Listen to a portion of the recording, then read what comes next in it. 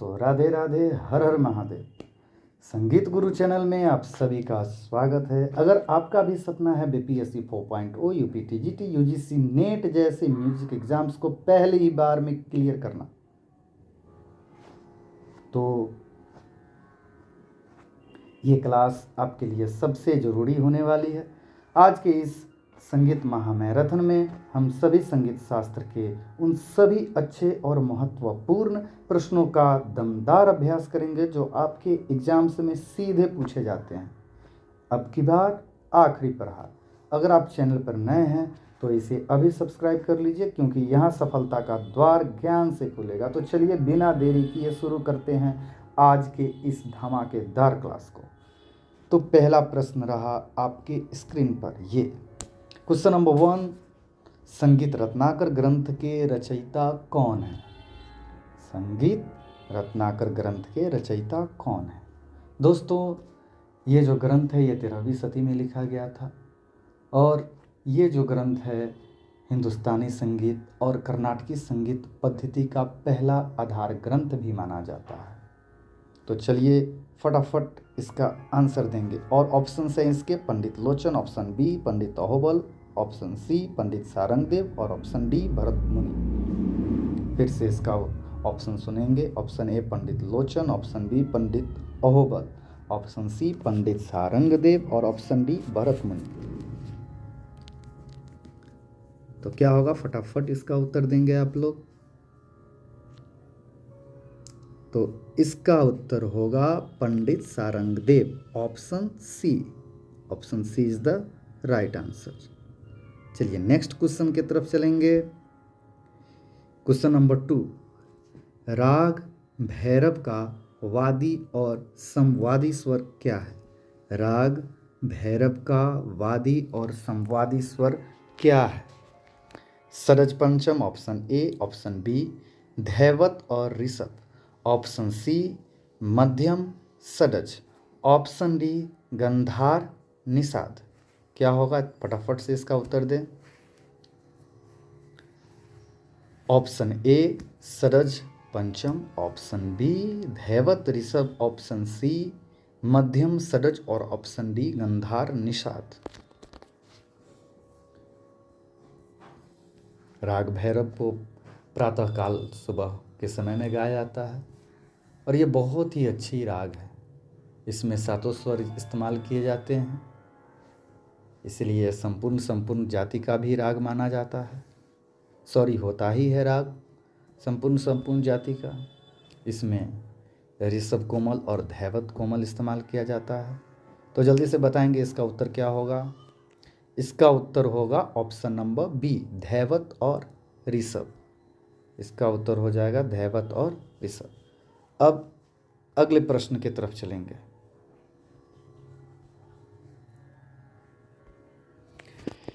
और यह तीसरा प्रश्न रहा आपके स्क्रीन पर। हिंदुस्तानी संगीत पद्धति में कुल कितने ठाट या थाट माने गए हैं? हिंदुस्तानी संगीत पद्धति में कितने ठाट माने गए हैं? थाट कहिए या थाट कहिए या संस्थान कहिए, सभी बात एक ही है। जल्दी से इसका उत्तर देंगे दोस्तों। हिंदुस्तान संगीत पद्धति में कुल कितने थाट माने गए हैं? और इसका ऑप्शन है, ऑप्शन ए 32 थाट, ऑप्शन बी 12 थाट, ऑप्शन सी 7 थाट और ऑप्शन डी 10 थाट। ऑप्शन ए 32 थाट, 12 थाट, 7 थाट या 10 थाट। क्या होगा, जल्दी से बताएंगे इसका उत्तर।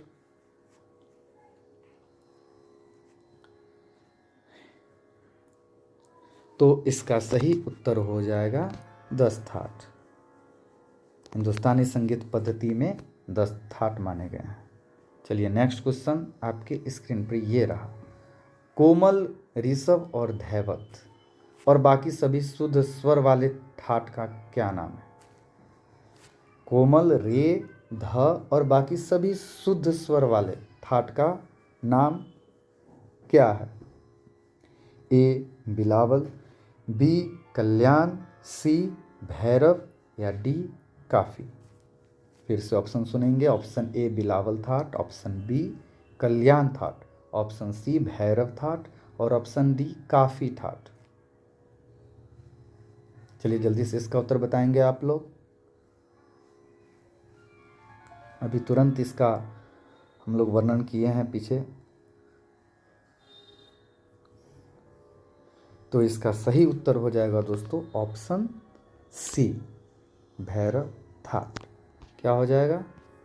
ऑप्शन सी, भैरव थाट is the right answer.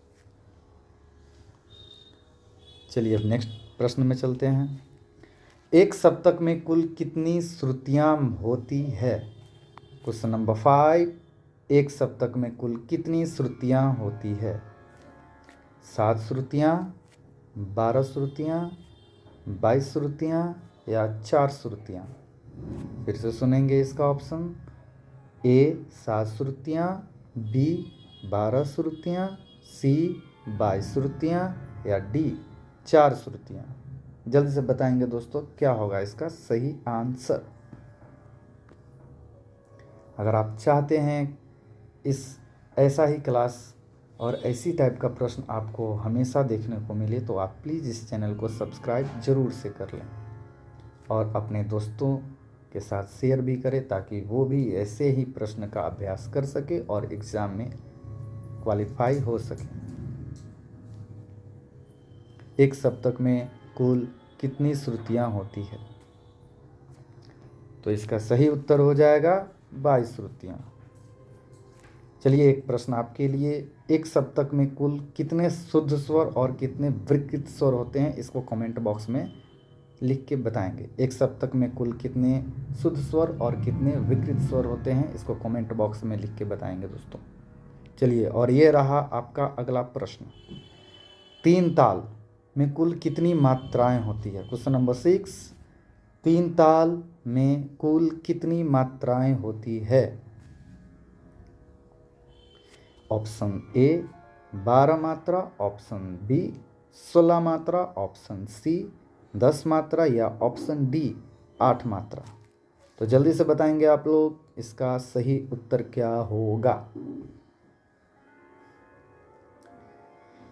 Option A 12 मात्रा, 16 मात्रा, ऑप्शन बी, ऑप्शन सी 10 मात्रा और ऑप्शन डी हो गया 8 मात्रा। क्या होगा इसमें? इसमें हो जाएगा दोस्तों 3 ताल में 16 मात्राएं होती है। कितनी होती है? 16 मात्राएं।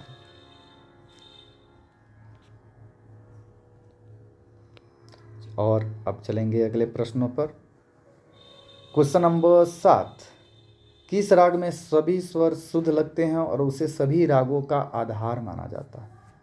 ऐसा कौन सा राग है जिसमें सभी स्वर शुद्ध लगते हैं और उसे सभी रागों का आधार माना जाता है? तो ये रहे आपके सामने ऑप्शन ए राग यमन, ऑप्शन बी राग बिलावल, ऑप्शन सी राग आसावरी और ऑप्शन डी राग भैरव। और हाँ, और आप चाहते हैं कि आपका म्यूज़िक का क्लास अच्छे से चलते रहे, अगर आप प्रैक्टिकल का भी ज्ञान लेना चाहते हैं, जैसे कुछ सीखना चाहते हैं, राग क्लासिकल सीखना चाहते हैं या लाइट सीखना चाहते हैं, तो भी इस चैनल को आप ज़रूर सब्सक्राइब करेंगे क्योंकि यहाँ पर आपको प्रैक्टिकल के साथ साथ थ्योरी भी करवाया जाएगा। किस राग में सभी स्वर शुद्ध लगते हैं और उसे सभी रागों का आधार माना जाता है? राग यमन, राग बिलावल, राग असावरी या राग भैरव? तो इसका सही उत्तर हो जाएगा दोस्तों राग बिलावल। इसमें सारे स्वर शुद्ध लगते हैं और ये संपूर्ण जाति का राग माना जाता है। अब बढ़ेंगे अगले प्रश्नों की ओर और ये रहा आपका प्रश्न संख्या 8। भरत मुनि ने अपने ग्रंथ नाट्य शास्त्र में कितने प्रकार के वाद्यों इंस्ट्रूमेंट्स का वर्णन किया है? भरत मुनि ने अपने ग्रंथ नाट्य शास्त्र में कितने प्रकार के वाद्यों का वर्णन किया है?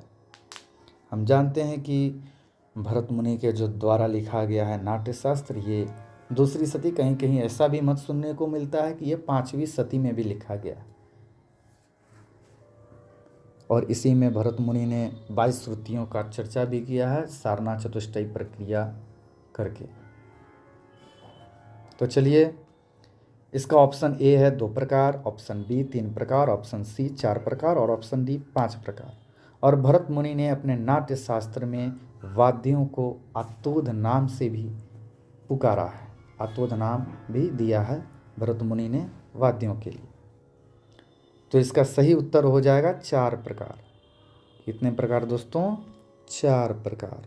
हो, option C is the right answer. अब बढ़ेंगे अगले प्रश्नों की ओर, और ये रहा आपका अगला प्रश्न आपकी स्क्रीन पर। संगीत में कुल कितने विकृत स्वर होते हैं? संगीत में कुल कितने विकृत स्वर होते हैं? ऑप्शन ए 5 विकृत स्वर, ऑप्शन बी 7 विकृत स्वर, ऑप्शन सी 4 विकृत स्वर और ऑप्शन डी 2 विकृत स्वर। फिर से सुनिएगा ऑप्शन ए 5 विकृत स्वर, ऑप्शन बी 7 विकृत स्वर, ऑप्शन सी 4 विकृत स्वर और ऑप्शन डी 2 विकृत स्वर। तो इसका सही आंसर हो जाएगा ऑप्शन ए 5 विकृत स्वर। कितने होते हैं दोस्तों? 5 विकृत स्वर। अब चलेंगे अगले प्रश्नों की ओर। अमीर खुसरो को किस गायन शैली का जन्मदाता माना गया है? अमीर खुसरो को किस गायन शैली का जन्मदाता माना गया है या माना जाता है?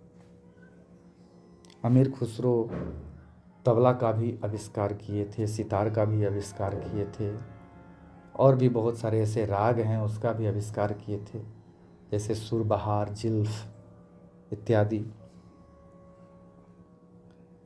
उन्होंने बहुत ही सारा योगदान संगीत में दिया है।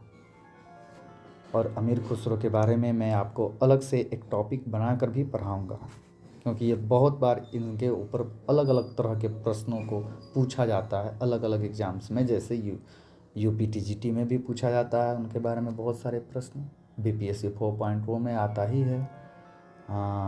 फिर उसके बाद यूजीसी नेट के लिए भी ये ज़रूरी है। तो इसका सही उत्तर हो जाएगा ऑप्शन नंबर डी, ख्याल और कव्वाली का। अब बढ़ते हैं। तो चलिए दोस्तों, अब यही रहा हमारा अंतिम प्रश्न और फिर कल मिलेंगे अगले नए प्रश्नों को लेकर। तो इस चैनल को सब्सक्राइब करना ना भूलें। कृपया इस चैनल को सब्सक्राइब करें, लाइक करें, शेयर करें। और फ्री पीडीएफ नोट्स अगर आप चाहते हैं कि फ्री पीडीएफ नोट्स का आपको मिले तो इसके लिए आप मुझे मैसेज कर सकते हैं। और प्लीज़ इस चैनल को सब्सक्राइब करना ना भूलें और शेयर भी करें दोस्तों के साथ, ताकि आपके दोस्त लोग को भी पढ़ने में आसानी हो, नए नए क्वेश्चन का प्रैक्टिस कर सकें। तो चलिए, राधे राधे, हर हर महादेव, प्रणाम।